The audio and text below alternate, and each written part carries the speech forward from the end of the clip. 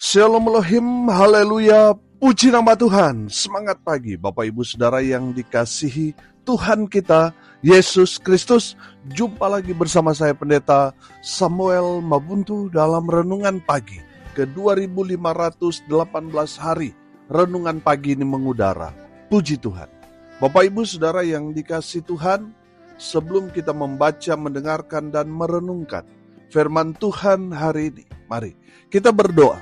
Minta pimpinan Roh Kudus. Kita berdoa. Bapa di surga, berbicaralah kepada kami semua. Pakai firman Tuhan ini untuk menegur kami, menasihati kami, meneguhkan iman percaya kami, dan memberkati kami semua. Di dalam nama Tuhan Yesus yang adalah firman Allah yang hidup, kami berdoa. Amin. Haleluya. Bapak Ibu Saudara yang dikasihi Tuhan, bersama dengan saya kita akan belajar Alkitab dari kitab Kejadian sampai kitab Wahyu. Mari buka Alkitab kita, Kisah Para Rasul pasal 3 ayat 22 sampai ayat 26. Masih di bawah perikop khotbah Petrus di Serambi Salomo. Demikian firman Tuhan. Bukankah telah dikatakan Musa, Tuhan Allah akan membangkitkan bagimu seorang nabi dari antara saudara-saudaramu, sama seperti aku. Dengarkanlah dia dalam segala sesuatu yang akan dikatakannya kepadamu. Dan akan terjadi bahwa semua orang yang tidak mendengarkan nabi itu akan dibasmi dari umat kita. Dan semua nabi yang pernah berbicara, mulai dari Samuel dan sesudah dia telah bernubuat tentang zaman ini. Kamulah yang mewarisi nubuat-nubuat itu dan mendapat bagian dalam perjanjian yang telah diadakan Allah dengan nenek moyang kita, ketika ia berfirman kepada Abraham, oleh keturunanmu semua bangsa di muka bumi akan diberkati. Dan bagi kamulah pertama-tama Allah membangkitkan hambanya dan mengutusnya kepada kamu, supaya ia memberkati kamu dengan memimpin kamu masing-masing kembali dari segala kejahatanmu. Amin firman Tuhan. Haleluya. Bapak Ibu Saudara yang dikasihi Tuhan, dari khotbah Rasul Petrus kepada orang-orang yang banyak yang berkumpul di Serambi Salomo ini, Rasul Petrus mau menjelaskan kepada mereka siapa Yesus. Saudara yang dikasihi Tuhan, dari kebenaran firman Tuhan ini, kita belajar dari khotbah Rasul Petrus. Yang pertama, Rasul Petrus mau menjelaskan bahwa Tuhan Yesus sudah dinubuatkan nabi-nabi sebelumnya. Bahkan kalau kita membuka di dalam Kitab Kejadian pasal 3 ayat 15, di sana dikatakan, aku akan mengadakan permusuhan antara engkau dan perempuan ini, antara keturunanmu dan keturunannya. Keturunannya akan meremukkan kepalamu dan engkau akan meremukkan tumitnya. Saudara yang dikasihi Tuhan, ayat firman Tuhan ini dikenal dengan proto-evangelion, artinya benih Injil. Saudara, dari Kejadian 3 ayat 15 ini sudah menubuatkan bahwa keturunan perempuan ini, keturunan dari Hawa ini akan meremukkan kepalamu. Artinya akan meremukkan kuasa-kuasa iblis. Dan benar terjadi bahwa hanya di dalam nama Yesus Kristus memiliki satu kuasa yang besar, bisa mengusir, bisa mematahkan, bisa menghancurkan kuasa-kuasa si iblis. Haleluya. Tuhan Yesus adalah keturunan dari perempuan itu yang meremukkan kepala ular atau si iblis itu. Amin.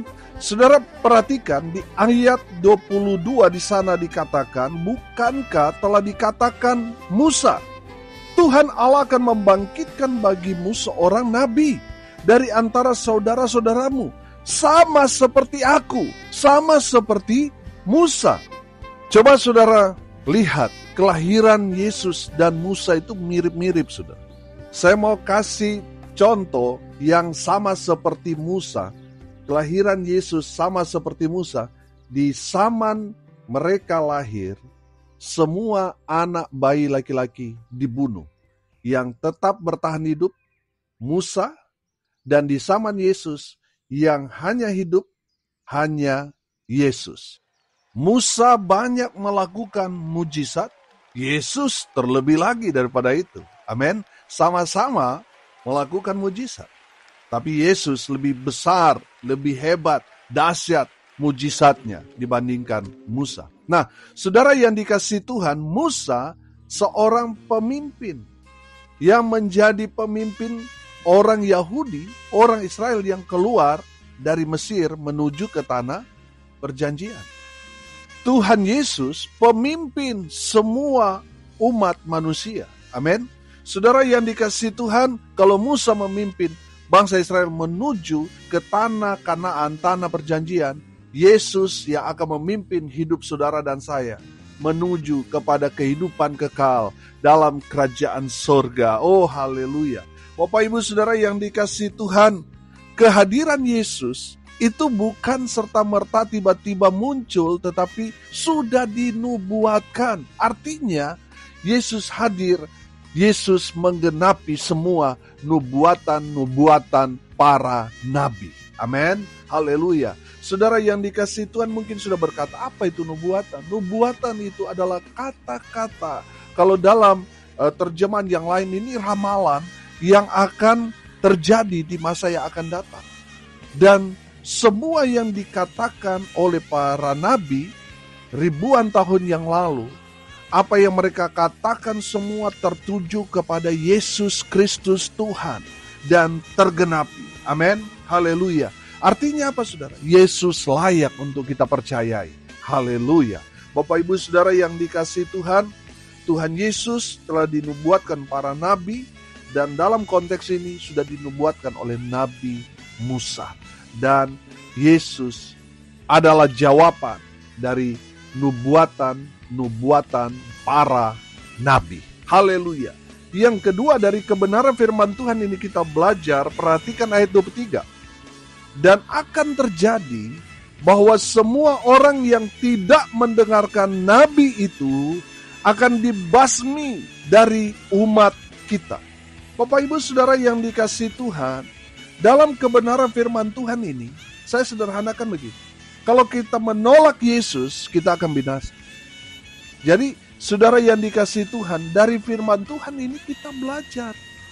Jangan menolak Yesus. Sebab apa? Sebab Tuhan Yesus memiliki kuasa di surga dan di bumi. Kalau kita menolak Yesus, maka kita akan binasa.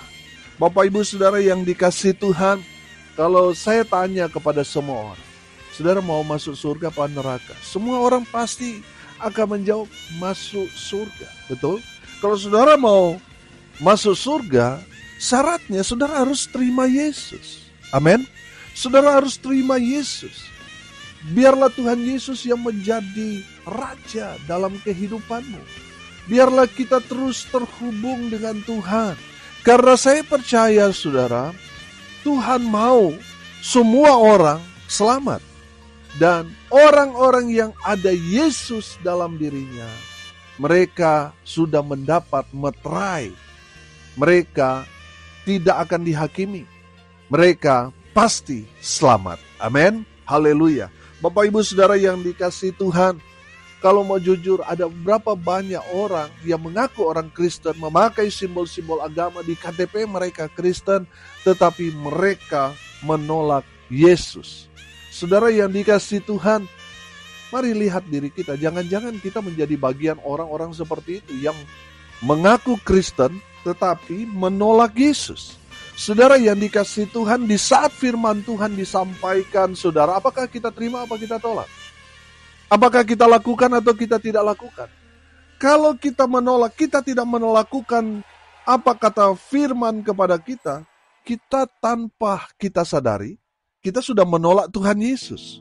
Saudara yang dikasihi Tuhan, makanya di dalam Injil Matius pasal 7 di sana, Tuhan Yesus mengatakan, aku tidak mengenal engkau. Enyah kamu. dari hadapan. Kenapa? Karena ada banyak orang yang berlabelkan agama, tetapi mereka tidak menerima firman, mereka tidak mau melakukan apa yang menjadi perintah Tuhan. Mereka kerjakan, mereka lakukan apa yang mereka kehendaki, bukan yang Tuhan kehendaki. Saudara yang dikasihi Tuhan, mari buka hati kita. Mari kita menerima firman dan juga menjadi pelaku-pelaku firman Tuhan. Jangan pernah menolak. Di saat firman Tuhan disampaikan, saudara, mari kita mau fokus belajar firman. Amin. Di saat Tuhan berfirman kepada kita, memberikan kita perintah untuk kita lakukan, saudara jangan tahan-tahan. Mari kita jadi pelaku-pelaku firman. Amin. Dengan demikian saudara, saya percaya kalau kita menerima firman, pasti kita diberkati. Karena firman itu adalah Tuhan Yesus sendiri. Jadi di saat kita mendengarkan firman Tuhan, saudara, saya percaya ketika firman Tuhan disampaikan oleh hamba Tuhan atau kita baca firman, kita sedang berhadapan muka dengan Tuhan Yesus, Sang Firman itu. Amin. Makanya saudara yang dikasihi Tuhan, di saat firman Tuhan disampaikan, mari kita mau fokus mendengar. Saudara, mari kita mau fokus, mau belajar. Dan apa yang Tuhan mau kita kerjakan, kita lakukan, mari kita kerjakan. Mari kita lakukan, jadi pelaku-pelaku firman. Amin, haleluya. Jangan pernah menolak firman. Saudara yang dikasihi Tuhan, terima firman Tuhan yang mengoreksi kita, yang menasihati kita, yang menegur kita. Terima. Supaya apa saudara? Kita terus dibangun oleh kebenaran firman Tuhan itu. Amin, haleluya. Yang ketiga saudara, orang yang menerima Yesus sudah pasti diberkati. Amin. Sudah perhatikan ayatnya yang ke-25 dan 26, saya bacakan buat kita sekalian. Kamulah yang mewarisi nubuat-nubuat itu dan mendapat bagian dalam perjanjian yang telah diadakan Allah dengan nenek moyang kita, ketika ia berfirman kepada Abraham, oleh keturunanmu semua bangsa di muka bumi akan diberkati. Dan bagi kamulah pertama-tama Allah membangkitkan hambanya dan mengutusnya kepada kamu. Supaya apa? Supaya ia memberkati kamu dengan memimpin kamu masing-masing kembali dari segala kejahatanmu. Amin. Haleluya. Bapak Ibu Saudara yang dikasihi Tuhan, saya yakin dan percaya orang yang menerima Yesus akan diberkati. Amin. Saudara mau diberkati? Amin. Terima Yesus, terima sumber berkat itu. Buka hatimu, izinkan Yesus masuk ke dalam hidupmu dan memberkati saudara. Saudara, saya percaya kalau sumber berkat itu ada di dalam kita, apapun yang kita kerjakan, pasti Tuhan berkati. Amin. Karena Tuhan Yesus datang untuk memberkati kita. Saudara yang dikasihi Tuhan, buka hati saudara, terima Yesus. Supaya saudara diberkati dengan kesehatan, kekuatan, diberkati dengan kebahagiaan, diberkati dengan keberhasilan dalam segala hal. Tuhan akan berkati kita dengan luar biasa. Anak cucu kita jadi berkat, nama Tuhan dipermuliakan. Amin. Saudara yang dikasihi Tuhan, untuk menerima berkat itu, saudara harus buka hati saudara. Amin. Izinkan Yesus ada di dalam kehidupanmu. Izinkan Yesus menjadi raja dalam kehidupan saudara. Dan saudara akan menikmati, rasakan, alami semua berkat-berkat Tuhan. Amin. Haleluya. Saudara yang dikasihi Tuhan, di saat kita menerima Yesus, maka Tuhan Yesus melalui Roh-Nya yang kudus akan menggiring kita ikut Tuhan, ikut di jalan yang benar, yang menuju pada hidup yang kekal. Amin. Haleluya. Saudara yang dikasihi Tuhan, menerima Yesus itu sama artinya kita menerima hidup kekal, kita menerima sorga. Amin. Karena Yesus adalah harta sorga. Makanya saudara yang dikasihi Tuhan, kalau kita punya Yesus, kita tidak lagi melihat dunia ini, karena kita akan terus melihat sorga. Amin. Saudara yang dikasihi Tuhan, ada orang-orang yang baru percaya kepada Tuhan Yesus. Ketika disuruh memilih, kamu ikut Yesus, kamu akan kehilangan warisan. Kalau kamu kembali kepada agamamu yang sebelumnya, maka warisan itu akan kembali kepadamu. Saudara, orang yang sungguh-sungguh percaya pada Tuhan Yesus, mereka pasti akan lebih memilih Yesus daripada harta dunia. Saudara yang dikasihi Tuhan, bukankah Tuhan Yesus sudah berjanji, kalau kita kehilangan harta dunia kita karena kita mengikut Yesus, Tuhan akan ganti 100 kali lipat. Amin. Saudara yang dikasihi Tuhan, jangan kita goyah karena kita mungkin diteror. Kamu akan kehilangan segalanya. Saudara yang dikasihi Tuhan, saya mau kasih tahu, kalau kita kehilangan harta dunia, kita belum kehilangan segalanya. Kalau kita tidak ada Yesus dalam diri kita, itu baru kehilangan segalanya. Saudara mungkin punya harta benda yang begitu banyak, tapi kalau saudara tidak ada Yesus, saudara mati masuk neraka. Buat apa itu semuanya? Harta kekayaanmu tidak akan menyelamatkan saudara. Kalau saudara percaya pada Tuhan Yesus, terima Yesus. Mungkin saudara kehidupanmu susah, miskin, tapi sudah pasti saudara, jika saudara mati, saudara masuk surga, saudara memerintah bersama dengan anak-anak Tuhan yang lain dalam kerajaan surga. Amin. Haleluya, haleluya, haleluya. Hari ini kita belajar dari khotbah Rasul Petrus di Serambi Salomo. Dalam khotbah Rasul Petrus mau memberikan pemahaman kepada orang-orang yang mendengar tentang siapa Yesus. Yang pertama kita belajar bahwa Tuhan Yesus adalah penggenapan dari nubuatan-nubuatan para nabi. Amin. Yang kedua, menolak Yesus sama artinya binasa. Yang ketiga, menerima Yesus, kita sudah pasti diberkati. Bukan hanya diberkati di sorga saja, tapi di bumi kita diberkati. Amin. Haleluya. Mari kita berdoa. Terima kasih Bapa di sorga atas kebenaran firman yang sangat memberkati kami. Berkati semua pendengar dimanapun mereka berada. Tuhan memberkati hidup mereka. Rumah tangga mereka diberkati. Usaha, pekerjaan, pelayanan mereka dibuat beruntung, berhasil dalam segala hal. Mereka yang sakit Tuhan sembuhkan. Mereka yang lemah Tuhan kuatkan. Hibur mereka yang berduka cita. Dan biarlah berkat-berkat Tuhan terus mengalir, memenuhi semua pendengar. Bapa di surga, hamba juga berdoa untuk tanggal 20 Juni. Kami akan mengadakan ibadah ucapan syukur 7 tahun. Renungan pagi ini mengudara. Tuhan berkati acaranya. Dan biarlah Tuhan membalas semua berkat-berkat. Semua pendengar yang mensupport pelayanan ini, mereka semua diberkati Tuhan. Di dalam nama Tuhan Yesus, hamba berdoa biarlah berkat surga turun memenuhi semua pendengar. Bapak Ibu Saudara yang dikasihi Tuhan, arahkanlah hatimu kepada Tuhan dan terimalah berkat dari Tuhan Yesus. Tuhan memberkati engkau dan melindungi engkau. Tuhan menyinari engkau dengan wajah-Nya dan memberi engkau kasih karunia. Tuhan menghadapkan wajah-Nya kepadamu dan memberi engkau damai sejahtera. Di dalam nama Tuhan Yesus, sumber segala berkat. Bapak Ibu Saudara yang percaya, diberkati Tuhan, katakan amin. Puji Tuhan. Bapak Ibu Saudara yang dikasihi Tuhan, kalau saudara merasa diberkati melalui renungan pagi ini, bagikan juga kepada saudara-saudara yang lain supaya mereka juga diberkati. Karena untuk itulah kita dipanggil, untuk jadi berkat. Salam kasih dari Bali.